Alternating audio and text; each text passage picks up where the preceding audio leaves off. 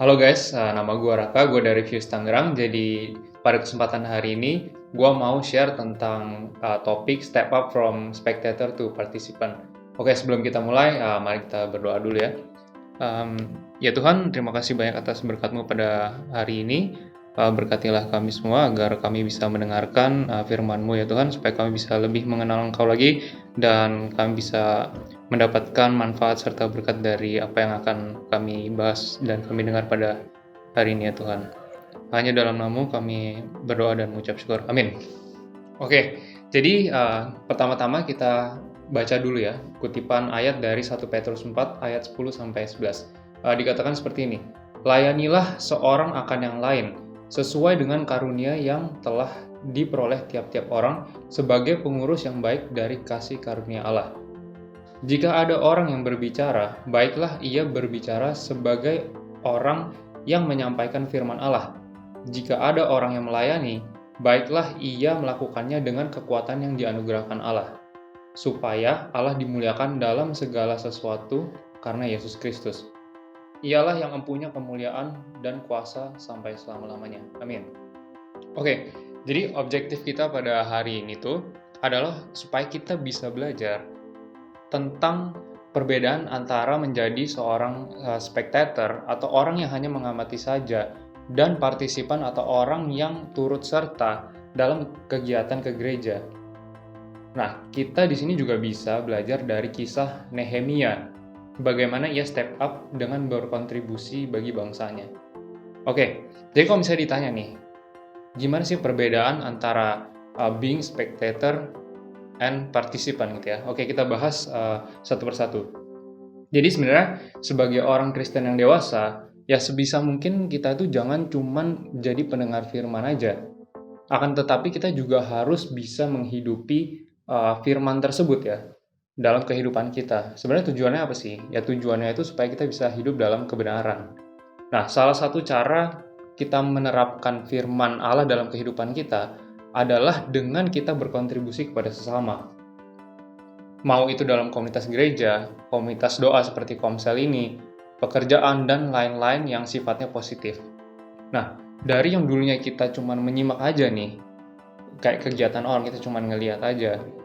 Nah, sekarang kita itu belajar untuk berani step up, berkontribusi bagi sesama, dan lebih mulianya lagi adalah tujuannya untuk memuliakan nama Tuhan. Sebenarnya perbedaan antara spectator dan partisipan itu bukan cuma berada pada bagaimana kita menerima firman Allah, tapi pada bagaimana kita menghidupi firman tersebut dalam kehidupan kita dan terus melangkah dalam iman. Karena pada umumnya menjadi spectator itu sebenarnya ya nggak menumbuhkan pribadi kita sama sekali gitu. Sedangkan orang yang mau ikut berkontribusi dalam kegiatan rohani ya pasti akan bertumbuh seiring berjalannya waktu. Pertumbuhan itu bisa macam-macam. Misalnya nih, mulai dari pengetahuan kita akan firman karena kita mau ikut dalam perkumpulan doa atau kayak kelas-kelas Alkitab dan lain-lain. Habis itu iman kita juga bertumbuh. Terus kepribadian kita juga bertumbuh. Skill berorganisasi kita bertumbuh dan bahkan kita bisa menumbuhkan rasa kasih kepada sesama dan terutama juga kasih kepada Allah. Terus kenapa sih sebenarnya kok kontribusi atau action itu penting? Ya karena kita emang baru bisa bertumbuh di saat kita melakukan sebuah tindakan konkret. Kita harus take action. Karena tanpa kita take action, kita tuh nggak akan pernah bisa bertumbuh. Contoh simpelnya aja nih, misalnya kayak kita ikut komsel. Habis itu kita diminta tolong untuk bantu pimpin doa. Tapi kalau misalnya kita nggak pernah mau untuk berkontribusi, kita nggak pernah mau mencoba untuk pimpin doa, ya sampai kapanpun kita juga nggak akan pernah bisa terlatih supaya kita tuh bisa dan mampu untuk pimpin doa. Kan banyak orang biasanya tuh saat diminta tolong, dia bilang, aduh gue nggak bisa nih, kayak aduh gue nggak pernah doa nih, atau gue merasa nggak layak nih. Sebenarnya ya nggak apa-apa, kita coba aja, karena emang di awal biasanya orang itu ya cenderung belum punya kemampuan untuk itu, tapi sering berjalan waktu karena kita punya niat dan kita punya tujuan dan kita ingin berkontribusi, lama-lama juga pasti kita bakal lebih terlatih lagi gitu. Dan contoh lainnya, misalnya nih kita kayak di Fuse kan ada bakti sosial yang kita ngajarin anak-anak PAUD untuk belajar bahasa Inggris dan sebagainya. Nah, kalau kita cuma jadi spectator doang selama ini kita nggak mau berkontribusi, ya kita juga nggak akan menumbuhkan rasa sosial kita gitu, rasa kasih kita, kepedulian kita terhadap anak-anak tersebut. Tapi kalau misalnya kita berani step up untuk menjadi seorang partisipan, kita mau turut serta membantu mereka, mengajari, misalnya kayak kita di Fuse ngajarin anak-anak PAUD bahasa Inggris, ya akhirnya kita tuh punya dampak gitu, kita bermanfaat bagi orang banyak, mereka bisa jadi bahasa Inggris. Dan di sini tuh kita ya sebisa mungkin harus memberanikan diri untuk berbuat lebih. Karena ya kita semua pasti nggak mau dong kayak hidup cuman di sini-sini aja, gitu-gitu aja. Kita mau supaya bisa lebih bertumbuh lagi, bermanfaat lagi, dan sebisa mungkin menjadi berkat untuk orang lain dan juga memuliakan nama Tuhan di saat yang bersamaan gitu. Oke, tadi yang seperti gue udah bilang di awal, di topik kali ini kan kita bisa belajar dari kisahnya Nehemia, yang dia itu aslinya adalah seorang juru minuman kerajaan, tapi akhirnya dia bisa berdampak untuk bangsanya gitu, karena dia berani step up, dia mau contribute buat bangsanya. Oke, jadi di kitab Nehemia ini menceritakan kepada kita dampak signifikan yang dapat diberikan oleh satu orang terhadap suatu bangsa. Jadi Nehemia itu melayani di kantor-kantor sekuler menggunakan jabatannya untuk mengembalikan ketertiban, stabilitas, dan membuat orang-orang Yahudi itu fokus lagi balik ke Tuhan gitu. Nah, jadi Tuhan itu menggunakan segala macam orang di segala macam tempat untuk melakukan segala macam pekerjaan. Jadi kita tuh jangan berkecil hati. Sebisa mungkin ya kita menaruh harapan pada Tuhan, kita mengerjakan apa yang bisa kita lakukan, kita punya niat untuk berkontribusi, ya kita harus yakin bahwa Tuhan itu menyertai kita dan memberkati apa yang kita lakukan karena tujuannya memang baik, positif, dan untuk memuliakan nama Tuhan juga. Oke, jadi sebenarnya kita tuh diciptakan dengan tujuan yang lebih besar daripada diri kita sendiri. Dan seringkali hal ini tuh terwujud dalam bentuk keyakinan. Nah, Nehemia diyakinkan untuk membantu orang Yahudi membangun kembali tembok Yerusalem dan Yehuda. Tuhan telah memperlengkapi Nehemia dengan karunia, kekuatan, dan keterampilan kepemimpinannya yang diperlukan sehingga memungkinkannya untuk bertindak dengan berani dalam iman. Padahal waktu pas dia bangun tembok itu, banyak banget musuh-musuh yang mencemooh dan mengancam dia.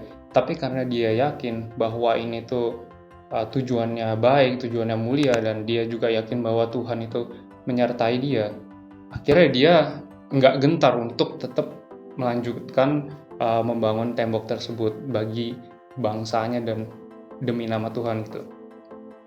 Dan kita juga harus seperti itu, kita juga harus punya keyakinan di setiap perbuatan kita yang positif, ya kita percaya bahwa Tuhan itu menyertai kita dan memberkati kita.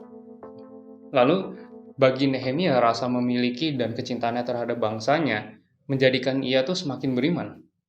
Tuhan memberkati usahanya karena dia itu nggak cuman memiliki motivasi yang benar, tapi dia juga menggantungkan dirinya pada Tuhan untuk membawa perubahan.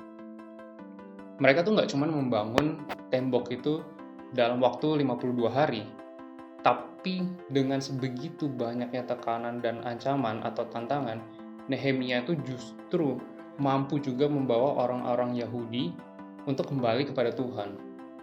Nah, jadi ketaatannya lah yang menuntun pada kebangkitan rohani bangsanya dulu. Lalu, yang kita bisa pelajari dari kisah Nehemia itu apa sih sebenarnya?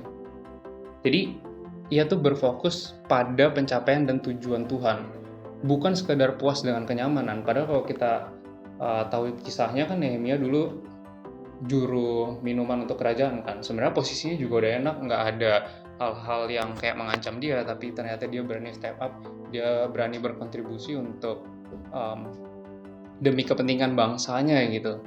Akhirnya ya dia take a step further buat keluar dari zona nyaman buat purpose yang lebih besar lagi. Nah, daripada mempertanyakan dan menunggu orang lain yang mungkin lebih berkualifikasi gitu ya untuk pekerjaan itu, Nehemia itu di sini malah dia yakin akan panggilannya dan dia yakin bahwa Tuhan itu bekerja di dalam dirinya dan melalui dirinya. Ya, seperti Nehemia, kita juga harus seperti itu. Kita harus juga percaya bahwa Tuhan itu tuh menyertai kita, Tuhan bekerja dalam hidup kita, dan Tuhan juga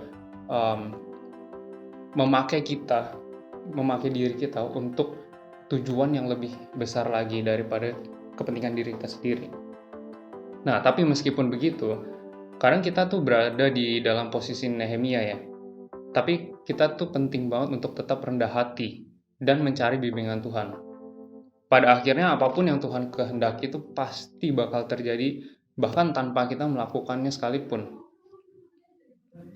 Nah, kita juga harus paham bahwa kita tuh adalah anak Allah dan kita tuh punya privilege karena Tuhan bisa pakai hidup kita demi kemuliaan namanya.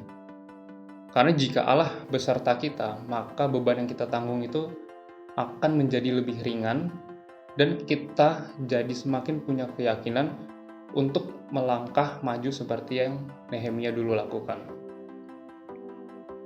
Oke, dan Tuhan itu memberikan kita kemampuan bukan hanya untuk memajukan diri kita sendiri, tapi sebenarnya ada purpose yang lebih besar daripada itu, yaitu adalah juga untuk memajukan kerajaan Tuhan.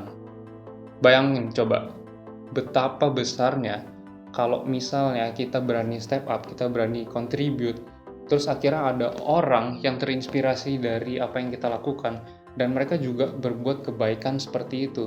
Misalnya di sekeliling kita ada 10 orang, mereka terinspirasi dari kita, sedangkan kalau kita sendiri melakukan dampaknya udah besar. Apalagi kalau misalnya ada 10 orang lain, pasti dampaknya jauh lebih besar daripada itu. Nah, makanya di topik kali ini ya kita harus bisa untuk berubah dari yang awalnya kita adalah seorang spectator, ya kita bisa step up, kita berani contribute menjadi seorang partisipan.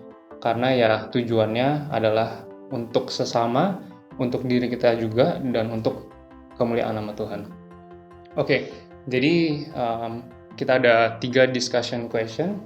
Yang pertama adalah, apakah kalian memiliki keyakinan yang mengganggu yang menurut kalian telah Tuhan tempatkan di hati kalian? Coba share dengan teman-teman dan sebutkan bagaimana kelebihan kalian dapat melengkapi kalian untuk peran ini.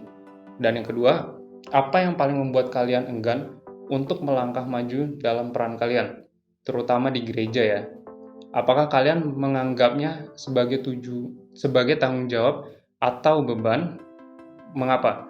Untuk memperjelas, pikirkan bagaimana gereja kalian dapat bertumbuh secara signifikan jika setiap orang tergerak untuk melangkah maju dengan berani dalam iman.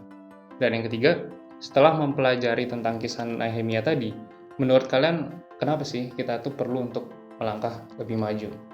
Oke guys, jadi sekian sharing dari gua. Terima kasih, Shalom, Tuhan memberkati.